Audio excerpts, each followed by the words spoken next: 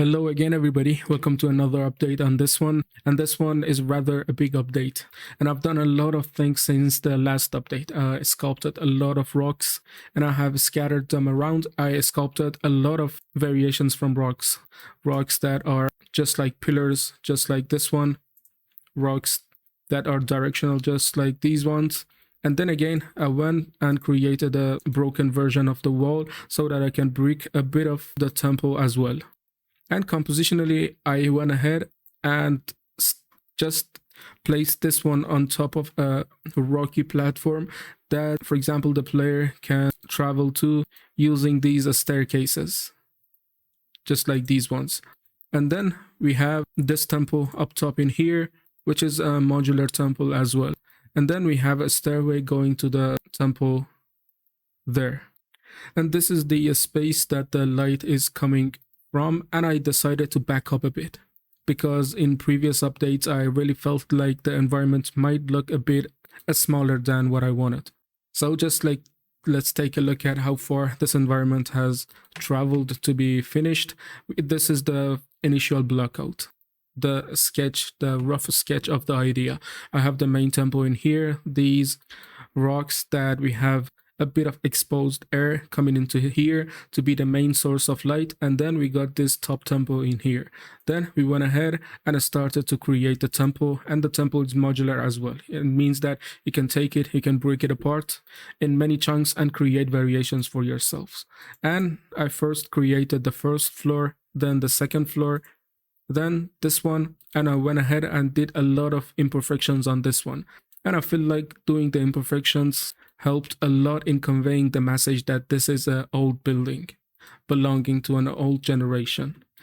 Okay, after that update, I went ahead and started to displace it more and then fleshed the secondary temple there. I created the secondary temple. Of course, the meshes and anything that you see here is textured as well. I have all of them textured inside Painter, but I do not want to bother myself with materials right now.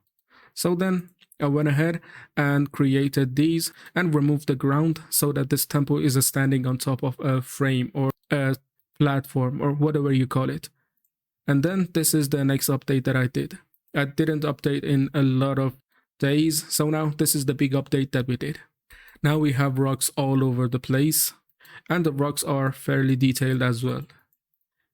Now this is the main source that is shining light through this temple, and then we have this secondary temple in here, which is modular as well. And then the next thing that I'm gonna do is creating some foliage to make this a bit more overgrown as well.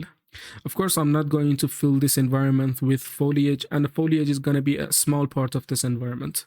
But since we needed to add a bit of overgrown as the result of the absence of human present, we're gonna go create a small patches of environmental foliage, just like IVs and those kinds of things, and place them here and there to give it a better feeling. And then this is where we are standing on right now, without any materials, without any textures.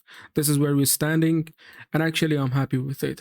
With the changes that I made, I backed up a bit and made the view larger and wider a bit so that I can focus on the grandness of an environment. And you see, this is the scale of a player. This is roughly 1.82 meters height of a player. And by comparing this size to the environment, you see how grand this environment is. And one thing that I loved about this environment is that everything in here is modular. We can break it into chunks and create new variations from it. Even the rocks themselves are modular. I sculpted 3 patches of rocks, and for each of them I created 4 variations so that I can sculpt them around, move them around, create everything that I want with them. Okay? If you have any comments, if you have any reviews, critics, anything, just make sure that you tell me. Okay, until the next update, goodbye.